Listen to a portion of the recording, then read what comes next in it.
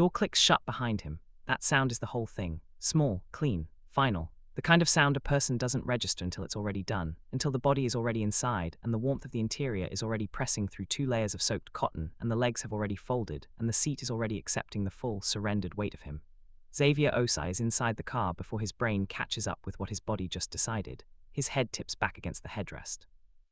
His jaw unclenches. His fingers, which have been curled against his palms for the last several hours, go loose one at a time, index, middle, ring, small, the way a fist opens when the thing it was holding no longer exists. The rain continues on the other side of the glass. New York performs itself on the other side of the glass. None of it reaches him. Hi viewers, and I need to stop right here and ask you something real, something I want you to actually think about before this story moves one step further. Have you ever been so emptied out by life, so completely used up, that you stopped checking whether the door you were walking through was yours to walk through? Drop your answer in the comments right now, because that question is not rhetorical. That question is Xavier Osai standing in the rain for 41 seconds before opening a car door that did not belong to him. And what happens next, what is waiting for him on the other side of that decision, is something he will spend a long time understanding. The interior holds 68 degrees. Has been holding 68 degrees for hours, waiting for its owners the way expensive things wait, without concern, without urgency, simply maintaining. The seat beneath him is Hermes leather, hand-stitched, the kind of soft that is not decoration but function, built to hold a body rather than just support one. The dashboard glows a steady, idle blue. A Rolex Day-Date sits face up in the center cup holder, its crystal catching the ambient light and throwing it in slow arcs across the ceiling.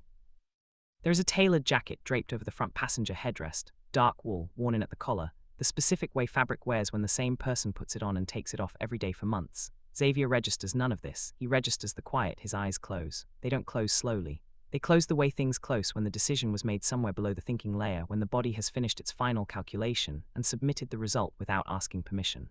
One breath, another. The third one is slower, deeper, the chest expanding and releasing the way a chest expands when it has been held tight for too long and something finally gives. He does not notice the scent, cedar, cold metal. Something deeper underneath both, biological, ancient, the kind of chemical signature that lives in the air of a space when the same alpha biology has occupied it, day after day, for long enough that the molecules have settled into the leather and the wool and the recycled climate-controlled air like a permanent resident. 3 versions of the same signature. Same bloodline. Same base note, 3 different registers, all saying the same thing to any omega nervous system operating at full capacity. This space is claimed, this space has owners, do not be here without permission. Xavier's nervous system is not operating at full capacity. His nervous system has been running on emergency reserve for 58 hours. It receives the signal, files it somewhere beneath the processing threshold, and returns to the only task it considers relevant right now: sleep, not peaceful sleep, not rest. The specific unconsciousness of a body that has finally, after everything, found something soft enough to stop fighting against. His lips part. His shoulder presses into the window. The frayed seam at the left shoulder of his white shirt, not torn, just stressed. The way fabric goes when a person moves through too many hours without taking anything off, catches the faint dashboard glow and holds it. Outside, the city moves. Yellow cabs through standing water. A food delivery cyclist in full rain gear cutting against the light. 2 women sharing an umbrella outside a restaurant entrance, talking with the particular animation of people who are warm enough to enjoy being slightly wet. The block is Midtown 5th Avenue at 11:23 on a Thursday night, ordinary in every measurable way. 40 feet from the car, a restaurant door opens. 3 men step out, no rush, no announcement. They step onto the wet sidewalk the way people step onto surfaces that exist for them, with the uncalculated ease of men who do not navigate space but occupy it. Dark suits, same shoulder width, same height. The orange streetlight comes down at the same angle on 3 identical jaw lines, 3 identical foreheads, 3 faces wearing different expressions, the way 3 musicians in the same group might play the same chord differently. Kasim Aurelio adjusts his left jacket button without looking down. Dravon Aurelio slides his phone into his breast pocket. Jericho Aurelio looks at the car, stops, not dramatically. His feet simply stop mid-stride, his weight settling forward and then holding, and his eyes go to the rear passenger window and stay there. 3 seconds of silence in the rain while his brothers register that he has stopped and follow the line of sight. Dravon speaks first, not loud.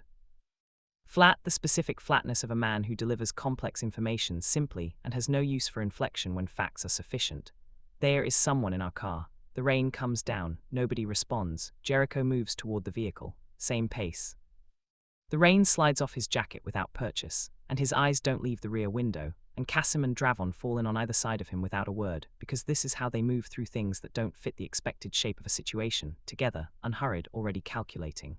Already deciding, even before they know what they are deciding about. Jericho reaches the door. His hand closes over the handle. He looks through the glass. The interior is dark except for the idle blue of the dashboard and the slow arcs of the Rolex light on the ceiling. In the back seat, pressed against the window, a young man sleeps, head tilted at the angle of complete surrender, mouth slightly open.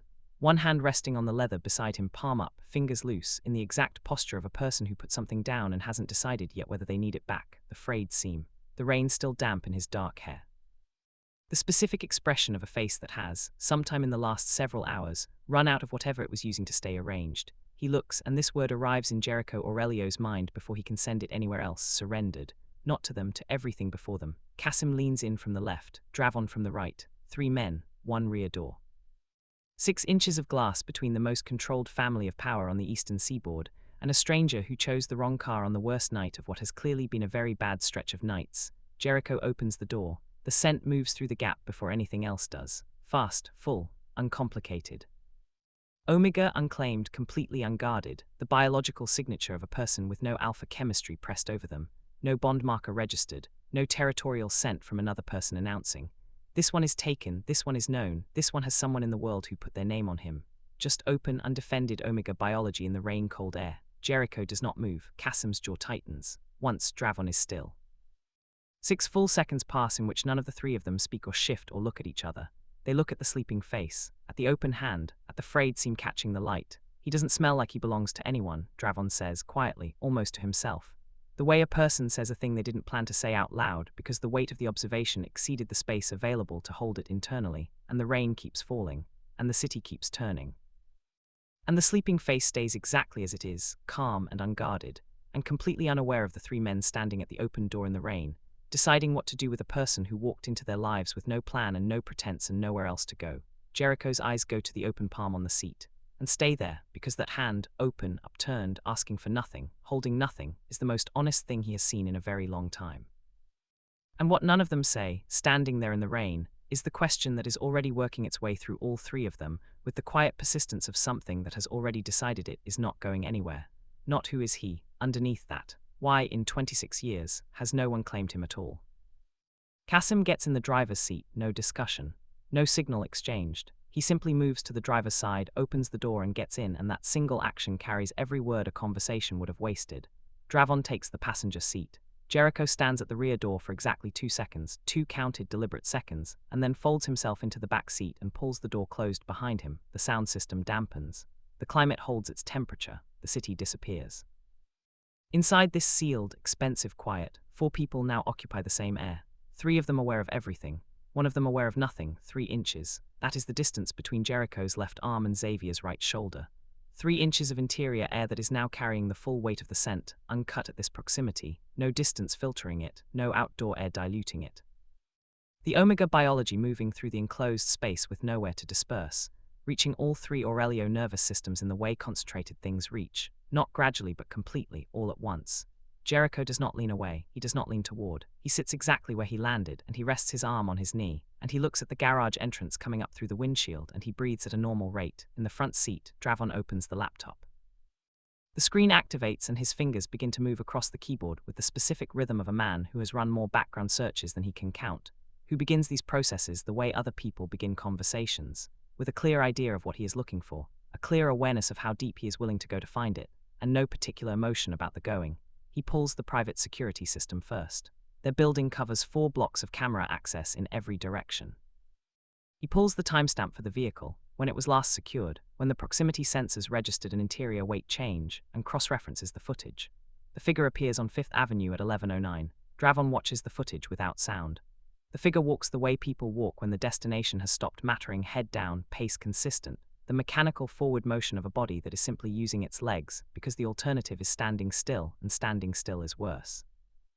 The figure reaches the block at 11:23, stops next to the vehicle, and stands there in the rain, not checking anything, not looking at the door handle or the windows or the surrounding area, just standing facing the car in the rain for 47 seconds. Dravon plays it twice to confirm the count. 47 seconds, he runs the facial recognition. The system works through the database in 11 seconds.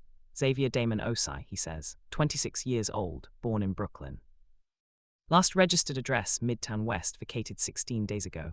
He scrolls down the results. No active phone contract, no current employer on record, no PAC affiliation registered. He pauses, no bond marker on file. Kasim watches the rearview. Say that again, no bond marker registered. No Alpha Omega pairing on record, no pending bond application, no previous bond dissolution on file. Unaffiliated, unclaimed. Car holds that for a moment.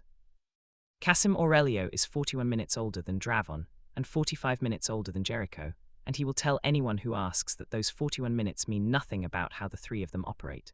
Everyone who has spent more than a week around them will quietly disagree. Kasim is the one who sees the full board, while everyone else is still identifying the pieces. He built the West Coast logistics network from a 30-vessel starting fleet to the largest private maritime shipping operation on the Pacific corridor, and he did it not because he was the most aggressive player in the room, but because he was the most patient one, because he watched the full picture develop before he moved. And when he moved, he was already at the next position before anyone registered the last one. He is watching the rearview with that same patience now. Dravon Aurelio manages the architecture that lives below the architecture, the offshore crypto network, the New Jersey port agreements, the financial layer that operates several degrees removed from anything bearing the Aurelio name directly. He is the reason certain numbers remain invisible for exactly as long as they need to, and the reason they reappear with surgical precision when the moment calls for it. He has been watching the sleeping face in the rearview since Kasim started driving, and his expression has been doing the thing it does when a situation contains a variable he has not finished calculating, becoming careful. Not neutral, there is a difference. Neutral is his resting state. Careful means the data is arriving in a shape he didn't anticipate. Jericho Aurelio is the youngest by 4 minutes. He is the reason the other two occasionally stop moving. He is looking at the hand.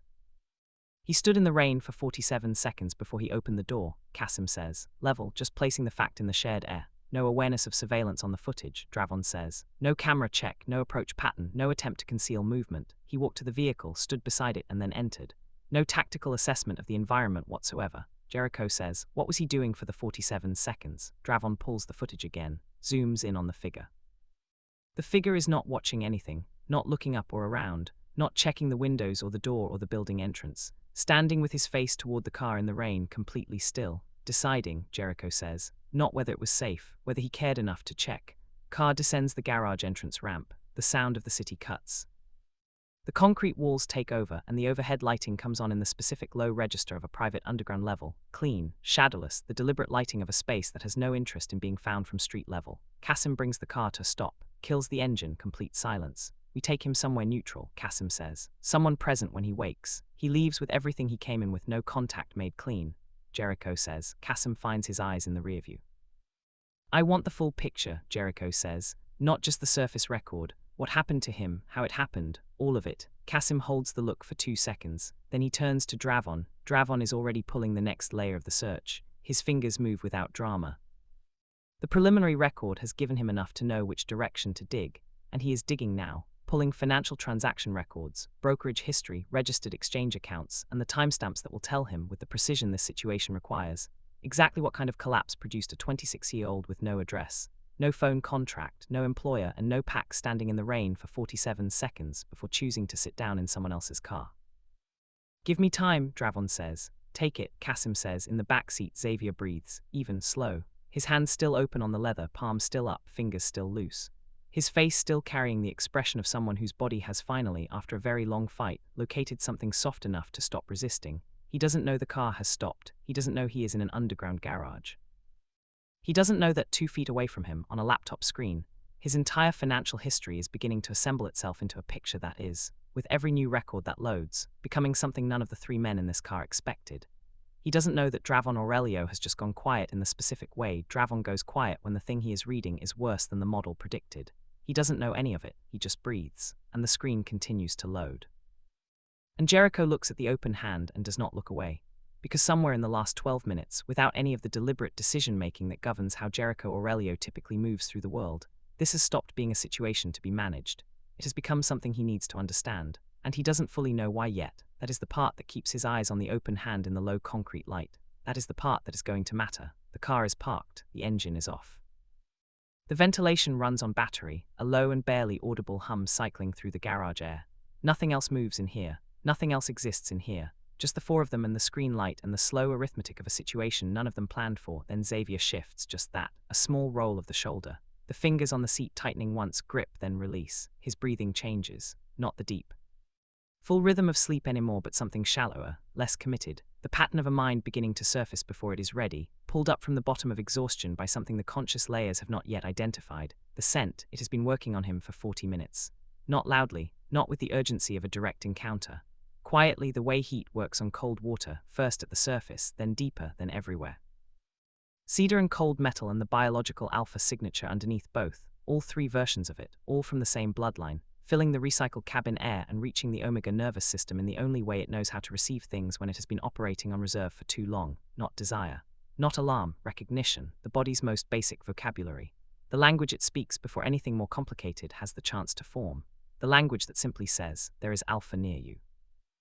Multiple, close, your system is registering them. Xavier's sternum warms, his brow draws in by one fraction, the expression of someone asking a question they don't have words for yet. His hand closes on the leather, holds, then opens again. In the front seat, Dravon has been still for the last 4 minutes. That is the tell. Dravon Aurelio does not go still. He is a man who processes continuously, reading, cross-referencing, updating the model, 3 data streams moving through his attention simultaneously without conflict. When he goes still, when the fingers stop moving and the eyes stop scanning, and the expression moves from neutral into careful, it means the information on the screen has arrived in a shape that requires him to slow down and look at it directly rather than processing it in motion.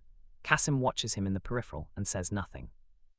He waits. He has been waiting for the careful expression to finish becoming something Dravon is ready to say out loud.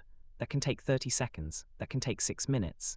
He has learned, over a lifetime of sitting in the same rooms as Dravon, that pushing that process does not accelerate it. Jericho is aware of all of this without watching any of it. His attention is on the back seat, not obviously. Not with any outward orientation toward Xavier. He is facing forward, his arm on his knee, his posture what it always is. But his awareness has not moved from the 3 inches of air between his left arm and Xavier's right shoulder since they parked. The small movements, the breathing pattern shift, the fingers closing and opening again. The slight change in the quality of Xavier's stillness, from the deep, unconscious variety of genuine sleep to the lighter, more fragile stillness of someone who is almost awake but trying, somewhere below the surface, to stay under. The scent has shifted too, fractionally, not dramatically, but Jericho has a precision of biological attention that most people never develop because most people never have reason to. The bass note has not changed, but there is a warmth in it now that was not present 40 minutes ago. The particular warmth of an omega system that has been reached, that has received the signal it has been, perhaps for a very long time, not receiving. Not responding to it, just receiving it, letting it land. Jericho keeps his arm on his knee, he keeps his posture what it is, he lets his breathing stay even. Because the thing that matters right now, the thing that mattered enough for him to tell Kasim not to wake him, is that the first moment of consciousness, the first unguarded second, belongs to Xavier and no one else. The second he senses them watching, the social machinery starts, the performance starts, the careful management of how to present oneself when surrounded by unknown quantities starts. And all of that is useful information in the right context, but it is not the information Jericho needs. He needs what comes before that. He needs what the face does when the eyes first open and the brain asks where am I before it has the chance to decide how to ask it. He's coming up, Jericho says. Flat, not a warning, just placing the information in the shared space. Kasim checks the navigation screen. Blank, they're parked. He turns it off. Dravon, I know. Dravon does not look up. His fingers resume, slower than usual. What I have so far, I can tell you the shape of it. I'm not ready to give you the complete read. Me the shape. Dravon exhales once. The exhale of a man choosing between the incomplete picture and the silence. He chooses the picture. He was not careless, Dravon says. That is the shape. Whatever you are about to see on this screen, the losses, the timeline, the complete elimination of all capital, it was not produced by careless decision-making. He pauses, scrolls 2 lines. It was produced by something else. Something I want to confirm before I name it. Kasim's hand comes off the steering wheel and rests on the console. Jericho says nothing. In the back seat, Xavier's breathing shifts again. Shorter, a soft sound in the back of the throat. His head moves against the window, searching for the angle it had before, the angle that is already gone because the temperature of sleep has changed. His lashes flutter, 20 seconds. Maybe less. Kasim turns partway in his seat without completing the turn. An incomplete gesture that means, I see it. Dravon closes the laptop 3/4 and turns his shoulder. Jericho does not move. The garage ventilation hums. The low concrete overhead light holds everything in the same flat, honest illumination that makes nothing look better than it is and nothing look worse. 15 seconds. 10. Xavier's fingers spread wide on the leather, wide, reaching. The full extension of a hand that is suddenly aware it is touching something unfamiliar. His head lifts 2 inches from the window, his jaw tightens, and then slowly, with the specific reluctance of a person surfacing from the deepest sleep their body has managed in days, Xavier Damon Osai opens his eyes. He looks at the ceiling first, concrete. Low, a single overhead light, not the ceiling of anywhere he has ever slept. His lungs pull in a full breath. Slow, his eyes move left, right. The parking garage revolves around him, the columns, the exit ramp, the private access gate at the far end. Clean, well-maintained. Expensive in the way that things are expensive when cost was never discussed because it was never relevant. Then he turns his head, and there they are, 3 of them, same face, 3 times. The driver's seat, the passenger seat, the back seat beside him, 3 inches away, watching him with the particular stillness of a man who has been waiting for exactly this moment. Xavier does not scream. His body locks, full stillness, every muscle going to its held position, and his eyes move across all 3 faces in rapid succession. The automatic accounting. The biological threat calculation that happens in the first 2 seconds of an unexpected encounter, below language, below social processing, just the nervous system asking. Exits, numbers, temperature, 1 exit ramp visible, 3 people, nobody moving toward him, 3 seconds. Then Xavier says, "Is this your car? Not where am I, not who are you?" Not the full-body recall of a person who has woken in an unknown location, surrounded by 3 identical strangers in a concrete room with no windows and 1 visible exit. "Is this your car?" Jericho holds eye contact with him and does not allow the thing that moves through his chest to reach his expression. "Yes," he says. Xavier takes that in, nods once. The particular nod of someone confirming a thing they already suspected the answer to, processing it, filing it.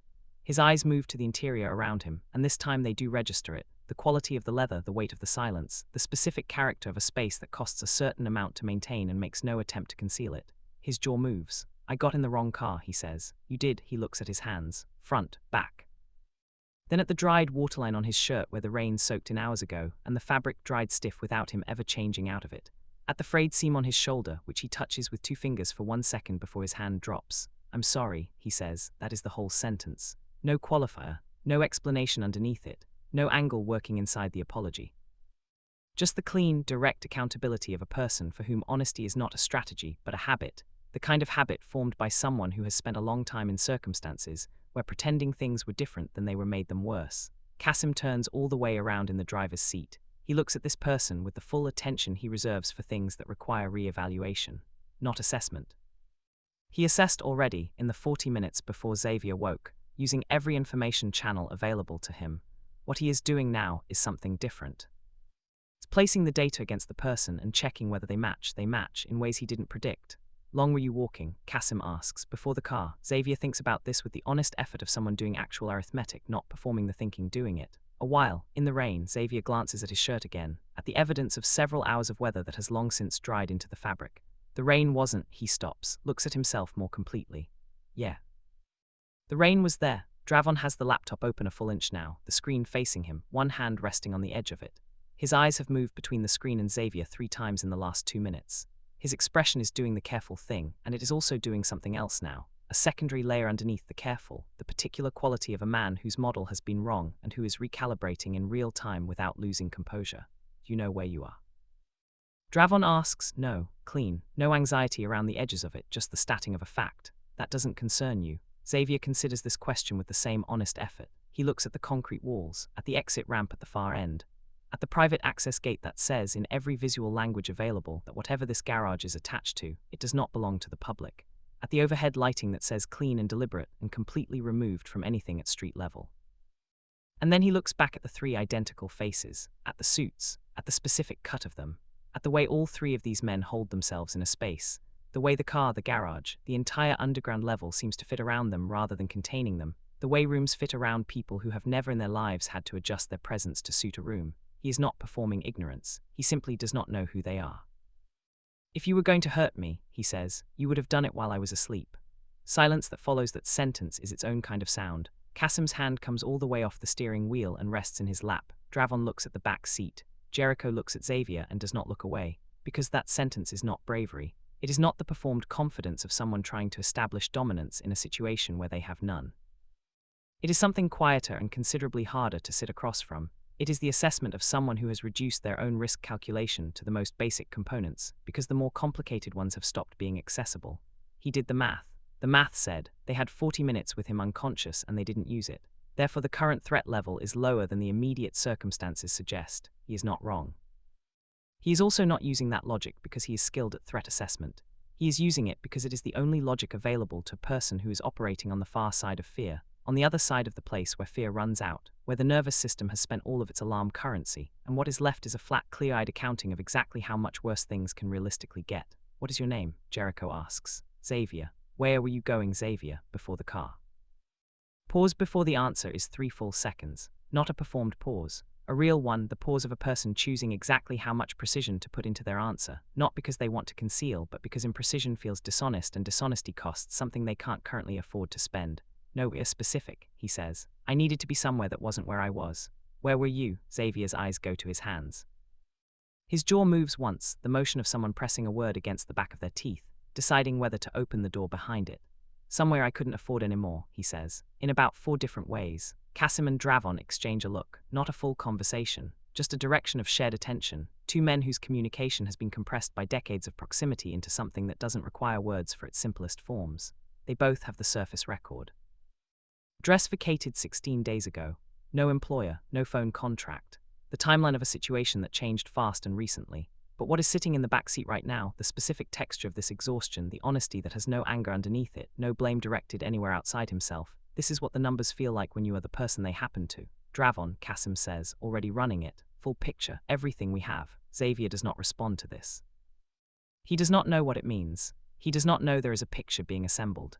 He turns back toward the garage wall, not because he has disengaged, but because looking at 3 identical faces while you are trying to hold yourself together is a specific kind of difficult, and he is working with very limited resources right now. He looks at the concrete, he breathes. He does not know that 2 feet away from him, on a laptop screen, the last 14 months of his life are being laid out in columns and timestamps and percentage figures by a man who has spent his career reading the hidden architecture of financial events, and who is, at this exact moment, going still in the specific way he goes still, when what he is reading is not the story he expected. And he does not know that what Dravon is about to say is going to change the temperature of this entire garage. He does not know that in 40 seconds, all 3 Aurelio brothers are going to look at him differently, not as a stranger who fell into the wrong car, as something that requires a different word entirely, a word none of them have used yet, but that all 3 of them are already moving toward. Dravon opens the laptop fully. He turns the screen. Kasim reads. He reads the way he reads everything from the first line, through every line without skipping, without assuming he has understood a column before he has confirmed it. Methodical, his expression does not move. His eyes track left to right, line to line, percentage to percentage, and his hands are completely still in his lap, and his jaw is set at its normal angle and nothing on the surface of him changes. Jericho watches his face. That is more accurate than the numbers. In the back seat, Xavier is not looking at the screen. He is facing the garage wall, hands folded on his knees now, the posture of a person who has learned to make themselves take up a particular amount of space, not small exactly, but contained. Self-sufficient in the specific way of someone who has not had another person's physical presence available to lean toward in a long time. He does not know the screen exists. He does not know that the last 14 months of his decisions are arranged on it, in a way that any person who understands financial architecture would recognize immediately. He does not know that what is being read is not the record of a person who made bad choices in a bad market. He does not know what Dravon Aurelio, who has built and dismantled more financial structures than most regulators will see in a full career, is looking at on that screen and going quiet about. He just knows he is tired, and that the seat is warm, and that the 3 men in this car have not, for reasons he cannot fully explain and has decided not to examine too hard, made him feel like the situation is about to become worse. Kasim finishes the first read. He goes through it a second time, his eyes come off the screen. He looks at the garage wall past the windshield, at the gate, at the overhead light, at nothing. 14 months, he says, not to his brothers, not to Xavier. Just to the number, Dravon nods. The screen shows a timeline beginning 14 months ago. Entry points: a consumer goods position in month 1, technology in month 3, infrastructure in month 5, commodities in month 7. The allocation across all 4 is measured, conservative, the kind of distribution that looks like a person who read the foundational material and applied it, not someone chasing returns, not someone leveraged beyond their actual risk threshold, someone building. Entry by entry, month by month. A person who understood that time in the market is the mechanism, not timing the market, a plan executed correctly. Collapse window opens here, Dravon says, putting his finger at the edge of the screen. Consumer goods first. Institutional sell-off, coordinated, large enough to move the sector, not just individual positions within it. The volume signature on the exit days shows a single organized block moving in structured blocks across a 4-hour window on 3 of the 7 trading days in the window. pre-retail hours, Kasim says. 3 of the 7 movement days show the heaviest institutional exit occurring before retail markets opened. The public data did not reflect the directional trend until day 9 of the collapse. Dravon pauses. His portfolio had already lost 61% of value by day 9. Kasim is very still. Jericho does not move. Technology followed on day 11. Same volume signature, same coordinated exit pattern, same pre-retail timing concentration on the highest movement days. He was positioned across both sectors. Dravon scrolls. Crypto followed inside 2 weeks. He held a long position through what all public access indicators read as a temporary correction event. The private indicators, accessible only through institutional subscription tiers, showed a managed decline.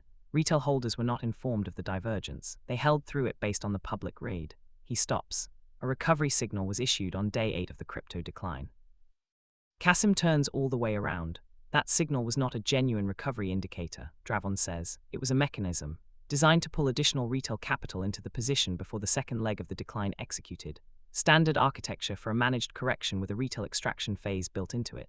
Kasim puts one hand over his mouth, holds it there for 4 seconds, takes it away. He bought the bounce, Jericho says. He bought the bounce, Dravon confirms. Because every information source available to him at his access tier said to buy the bounce, he did not have access to a single data channel that contradicted that signal. Almost no retail investor in that position did. The signal was architecturally designed to appear real because its function depended on appearing real. Garage ventilation hums, nothing else. Inheritance account, Kasim says. His voice is level. The specific levelness of a man choosing each word before it leaves, because the alternative is not level at all, held separately. Untouched for 26 months prior to the collapse window, he liquidated it on day 31 to cover a margin call on the infrastructure position. A position he was maintaining because the public data still showed a recovery pattern consistent with holding. Dravon looks up. The same public data that continued to diverge from private indicators by a widening margin through that entire period. He closes the laptop most of the way, 93% of total invested capital, across 43 days. He says it the way he says numbers when the numbers have moved past being numbers and become something else. The remaining 7% was the final withdrawal from the inheritance account, which was consumed by the margin call. After that, he doesn't finish the sentence. He doesn't need to. 0, the word is not said. It is present anyway. It occupies the sealed cabin air the way the scent did earlier, without asking, without announcing, just existing in the space between all 4 of them and not moving. Kasim exhales once. Controlled, the exhale of a man holding something large at a careful distance. He didn't make bad decisions, he says. No, Dravon says. No hesitation, no qualification. He made correct decisions using the information available to him at his access level. Every entry point was defensible. Every allocation was appropriate to his capital base and stated risk profile. The outcome was not produced by error. It was produced by information asymmetry. He was operating in a market that was structured, during that specific window, to protect institutional positions at the cost of retail ones, and he had no legitimate access, to any information that would have told him that was occurring. Jericho has turned toward Xavier, not fully.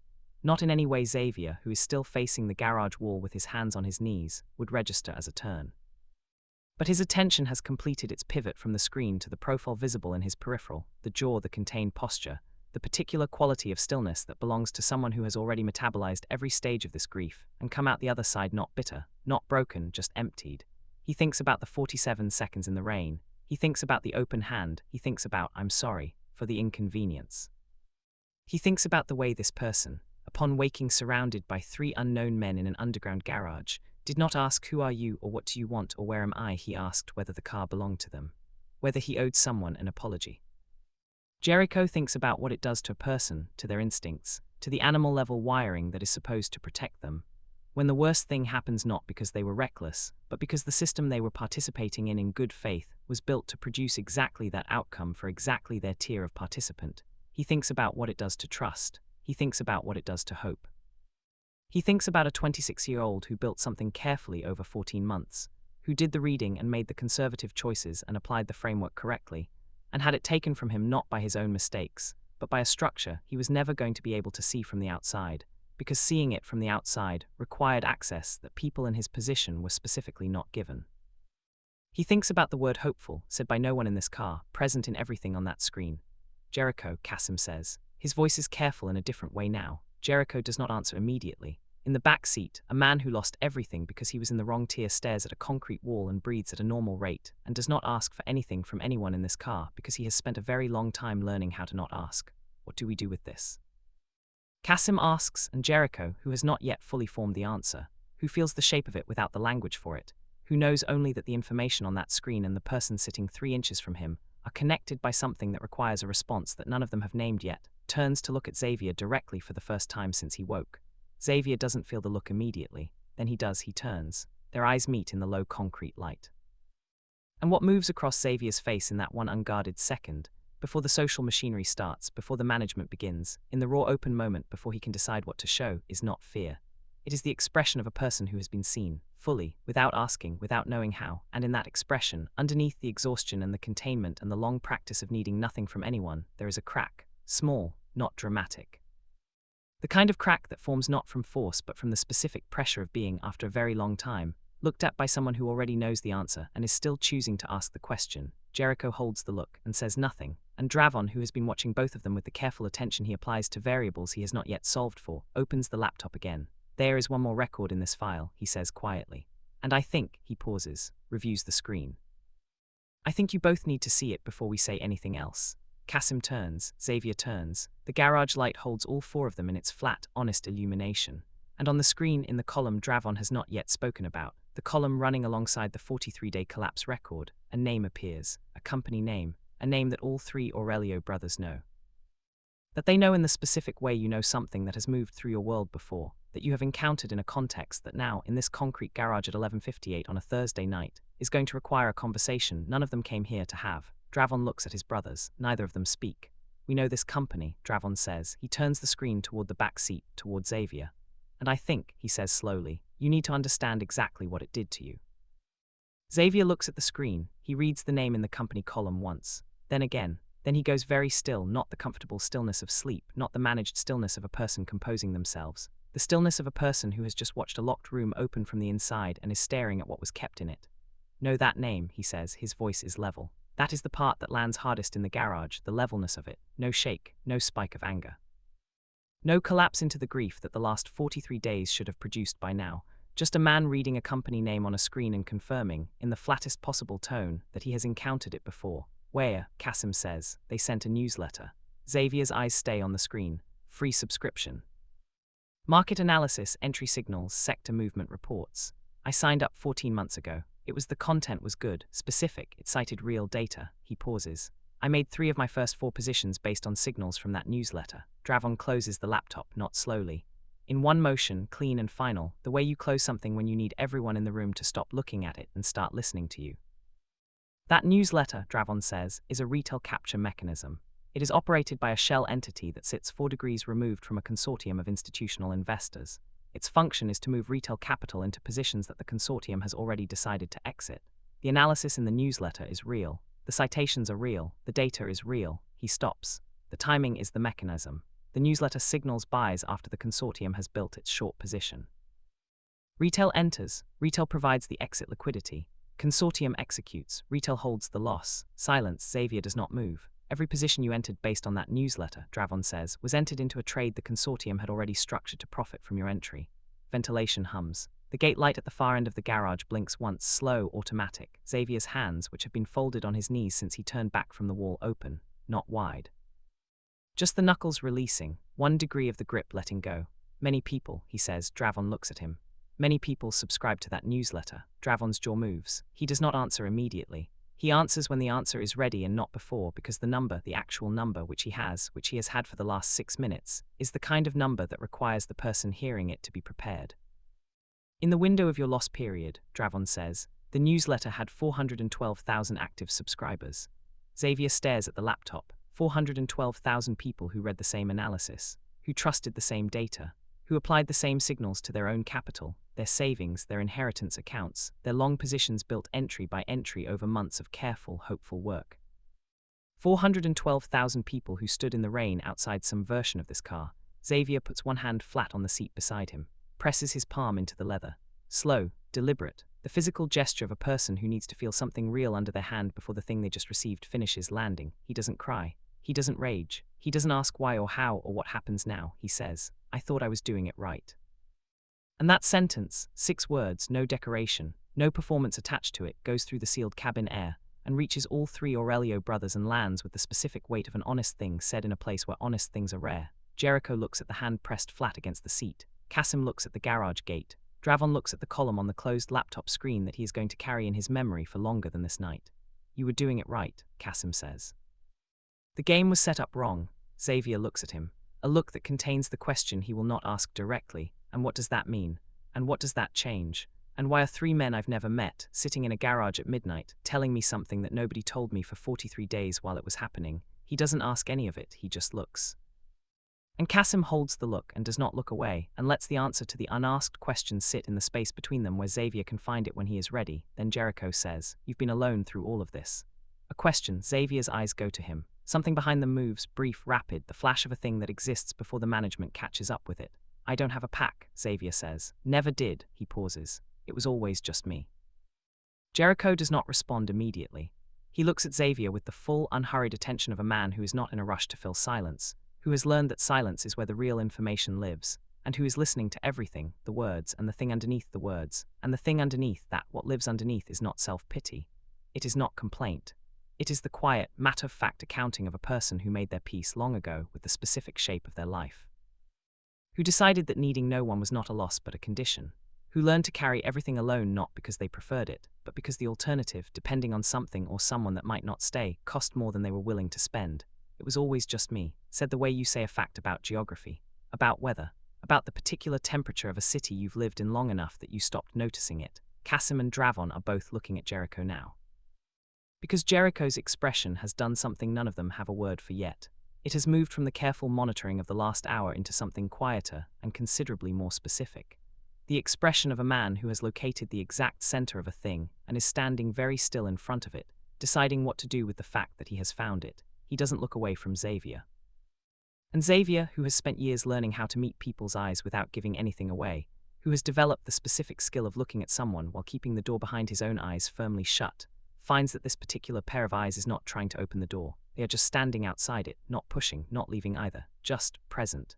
And for the first time in a very long time, the most powerful men in the room are not talking, they are hesitating. And it is Xavier, broke, exhausted, alone, sitting in a car that was never his, who has made them do it. Kasim speaks first. "We have a property in California," he says.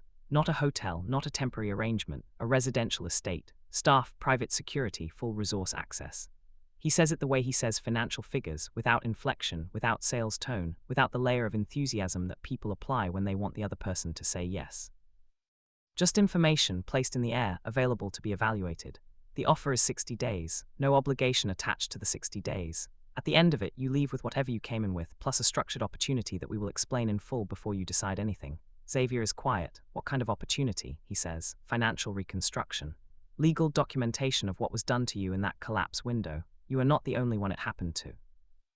You are, however, the first person we have had direct access to who has the complete transaction record, the newsletter subscription history, and the timeline that connects both to the consortium activity." Kasim pauses. "That record properly filed is actionable, against the shell entity, against the 4-degree removed parent, against the newsletter distribution architecture itself. You want to use my case," Xavier says. "We want to build a case. Yours is the anchor. There are 411,999 other potential plaintiffs who do not yet know that what happened to them has a name and a paper trail." Xavier looks at the gate, at the concrete wall, at his hands. "And what do you get out of it?" he says. Jericho almost smiles. The edge of it, not performed, not strategic, the involuntary half-expression of a man who has just heard exactly the question he hoped would be asked. "We get to dismantle something we've watched operate for 3 years, Kasim says. "The consortium has moved through 2 markets we have positions in. The retail extraction mechanism affects market confidence in sectors we hold long. It is in our financial interest to remove it." He pauses. "And it is also simply the right thing to do." Xavier looks at him. "You're telling me your reason and your moral position at the same time. Because you want me to know they're not the same thing. Because they're not the same thing, and you deserve to know the difference before you decide anything."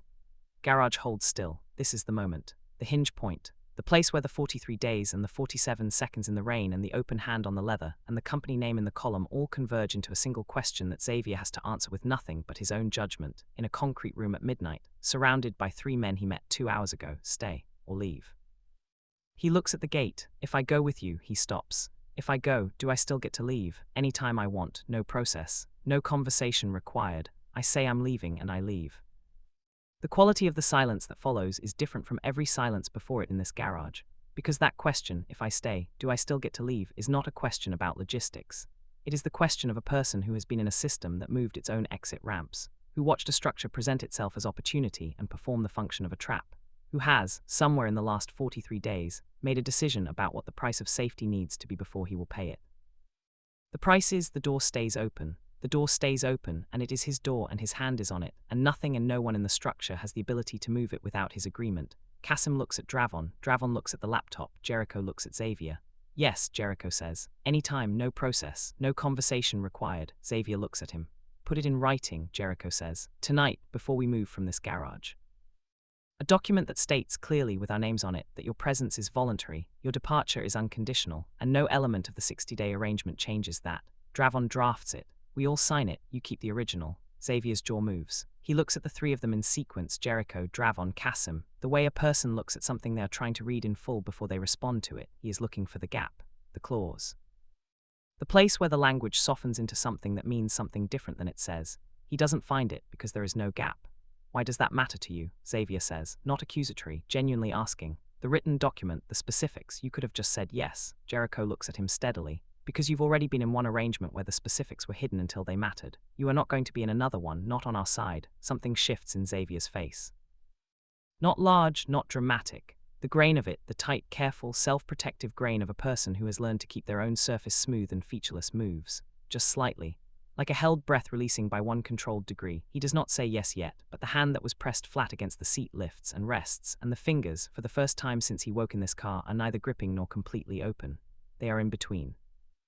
The position of a person who has not decided but has stopped bracing against the deciding.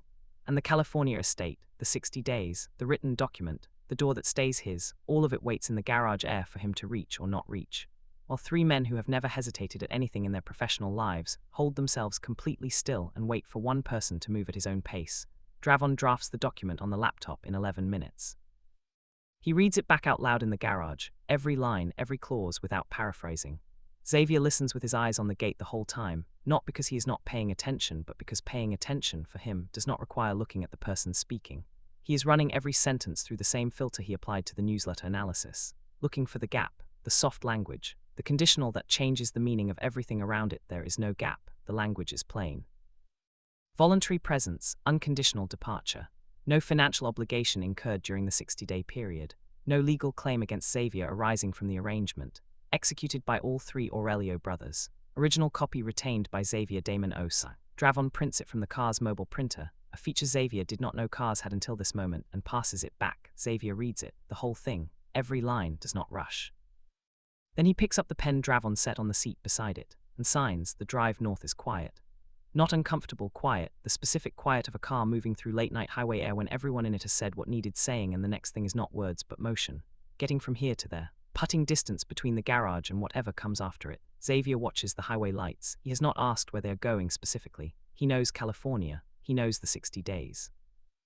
He knows the document in his inside jacket pocket. Dravon found a spare jacket in the trunk, clean, dark, not tailored to Xavier but close enough. And the document is there, real, physical. The first written proof in a long time that something in his world can be trusted to mean what it says. He watches the lights move overhead. The even spacing of them. The way they pass and pass and pass without breaking pattern. He lets himself feel one thing at a time, not all of it. He is nowhere near ready for all of it, but one thing at a time at a pace he controls. In the front, Kasim drives. Dravon works. Jericho rides in the back, not beside Xavier but angled away, giving the space in between enough air to breathe. They land in California at dawn. The estate is not what Xavier expected, which means he has no template for what he is looking at. A structure set into a hillside, stone and glass, clean horizontal lines. The driveway alone is longer than any block he grew up on. The garden, visible in the early light, heavy with something that blooms white and smells like something clean, runs the entire left side of the approach. A woman meets them at the entrance. Tall, natural hair pulled back, wearing a pressed linen shirt with the ease of someone who has been awake and organized for hours. She does not perform warmth, she simply is present. Xavier, Kasim says, this is Imara. She manages the estate. Imara extends her hand. Your room is ready. There is food if you want it. There is nothing required of you until you decide what you want to do next. Xavier shakes her hand. He looks at the entrance. At the interior visible beyond it, the quality of the light inside, the specific pale warmth of a space that gets real morning sun through real windows. At the Apple interface panel by the door, the Tesla parked in the secondary bay, the glass-walled room at the end of the entrance hall that contains a wall of books and two chairs positioned toward an east-facing window. He looks at all of it, then he turns back toward the three brothers. Kasim stands at the car. Dravon checks his phone. Jericho stands at the edge of the entrance approach, hands in his jacket pockets, watching Xavier look at the place. Have a question, Xavier says. Jericho looks at him. You said the consortium has been operating for 3 years. You said you've watched it. Xavier's eyes are steady. You had access to private indicators during that collapse window. Jericho does not move. You knew, Xavier says. Not about me specifically, but you knew what that newsletter was. You knew what the collapse was going to look like for retail holders. A beat. Did you try to stop it? The morning light comes over the hillside and falls across all 4 of them evenly, the flat, honest light of early day that makes nothing look better than it is. The garden moves in the first breath of wind. The white blooms turn. Kasim looks at Jericho. Jericho holds Xavier's eyes. And the answer he gives, the answer that is already forming, that he has been holding the shape of since the garage, since the screen, since the 47 seconds, is going to cost him something.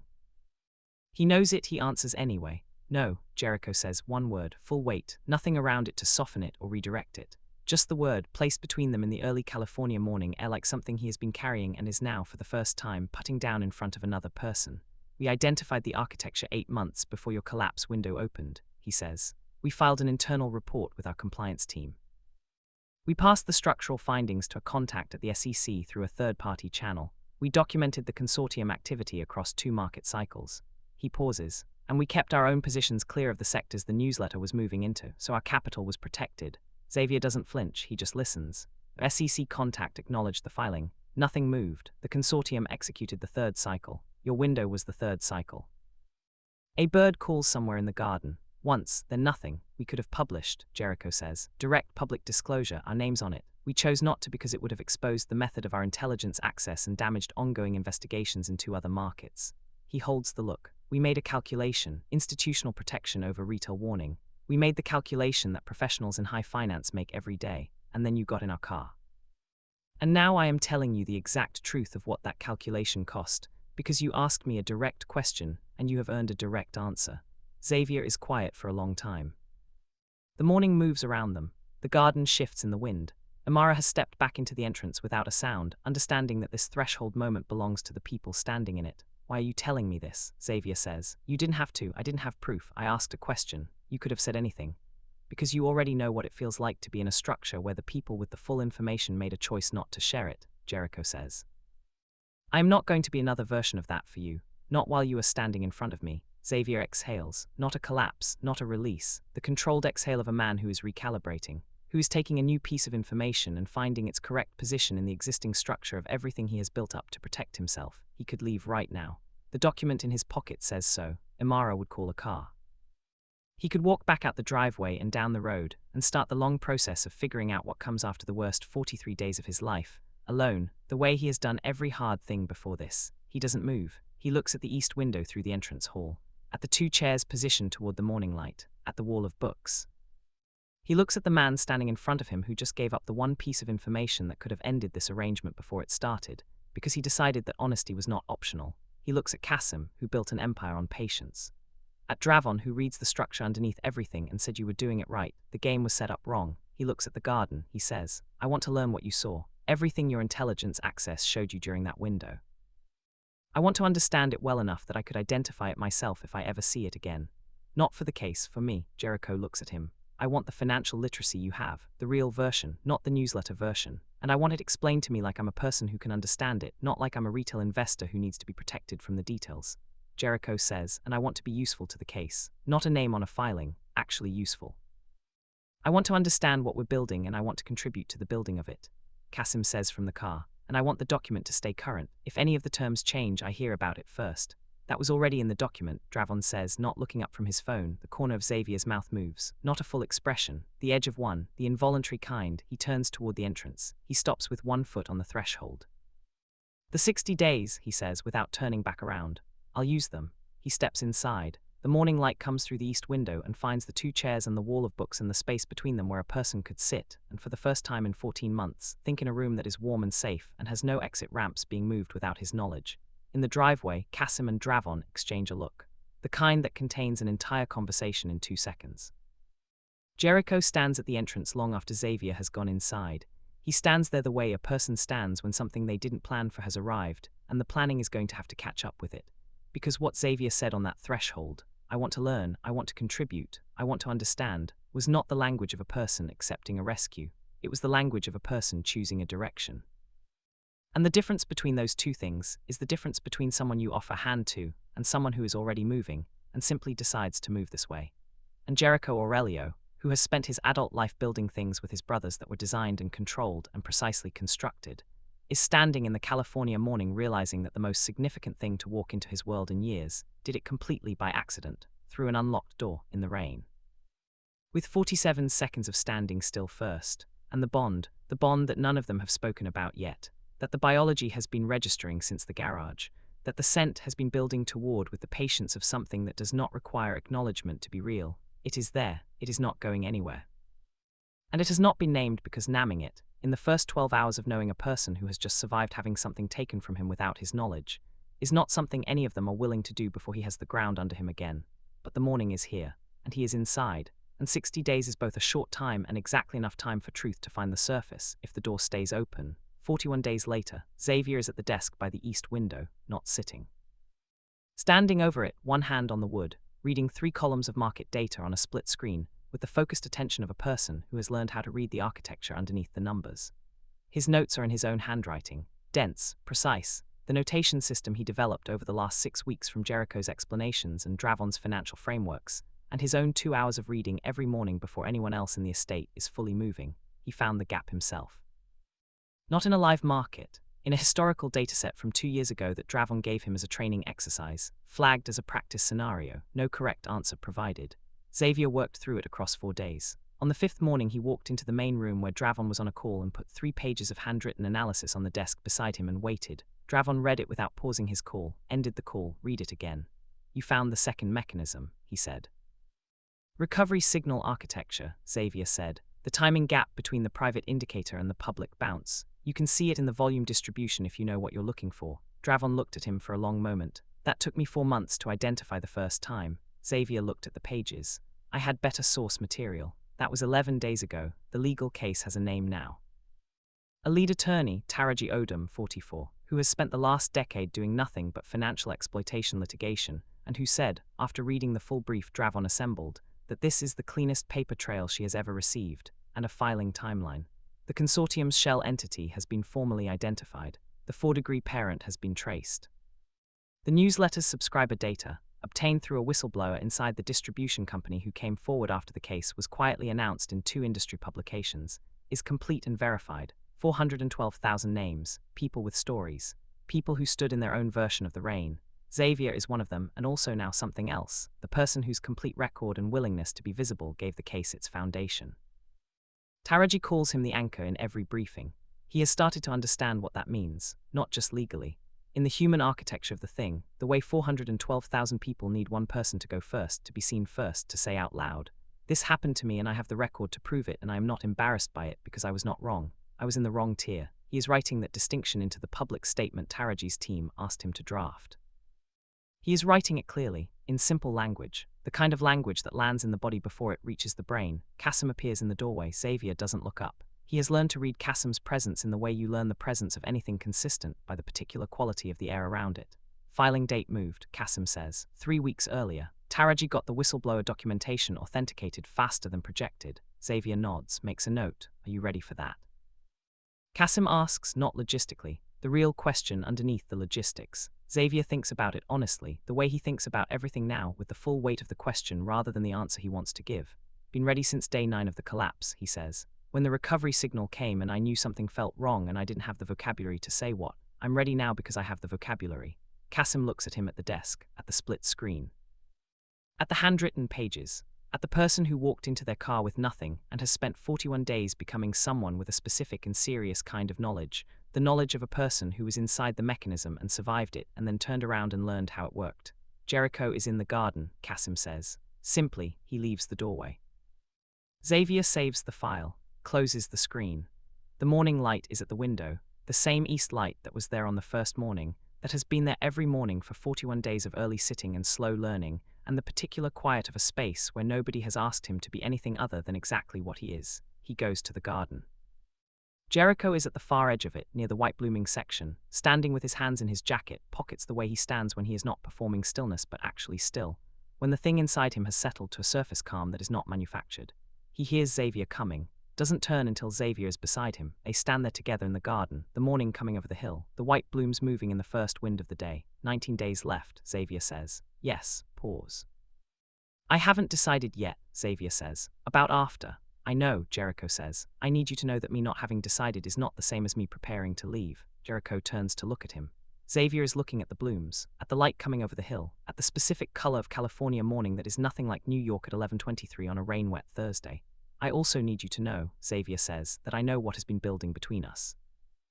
I am not, he stops, finds the words. I am not afraid of it. I am taking my time with it because I have spent a long time not taking my time with anything, because everything moved fast and I had to move fast with it. He pauses. I want to do this one right, at the pace it deserves. Jericho looks at him for a long time. Take all of it, he says. Every second of the 19 days, and every second after that. Xavier turns to look at him. And this time the door behind his eyes, the one that has been closed since long before the garage, since long before the car, since some early point in his life when he decided that the cost of opening it was too high, is not closed. It is not thrown open either. It is cracked. The specific crack of a door held by a person who is standing on their own 2 feet, who has the ground under them, who is choosing, not from exhaustion, not from desperation, not from 47 seconds in the rain, but from the clearest, most deliberate place he has ever made a choice from this. I am choosing this. The morning holds them both in it. The garden moves. The white blooms turn their faces toward the light the way they do every morning, without drama, without announcement, because that is simply what they are built to do when the conditions are right. And Xavier Damon Osai, who lost everything and was not wrong, and walked into the wrong car and found something that none of the systems that failed him could have given him, and has spent 41 days becoming someone with the vocabulary to say exactly what happened to him and what it means, stands in the California morning and lets the door stay cracked. And does not close it. That is not the ending. That is the beginning, the real one, the kind that doesn't start with rescue. The kind that starts with a person who has the ground under them, looking at what is in front of them and choosing to walk toward it, one step at their own pace, with the door held in their own hand. If this story moves something in you, if Xavier's walk through the rain, his quiet dignity, the way he refused to let the system's failure become his identity, hit somewhere real, then you know what to do. Subscribe to this channel right now and turn on notifications so you don't miss a single story that comes next. Every story on this channel is built the same way Xavier rebuilt, from the ground up, with honesty, with detail, with people who deserve to be seen fully. Drop your thoughts in the comments below. Tell us what part of this story you are still thinking about. Your words inspire the next listener who is sitting exactly where you were when this began. Share this story with someone who needs to hear it today, and we will see you in the next one.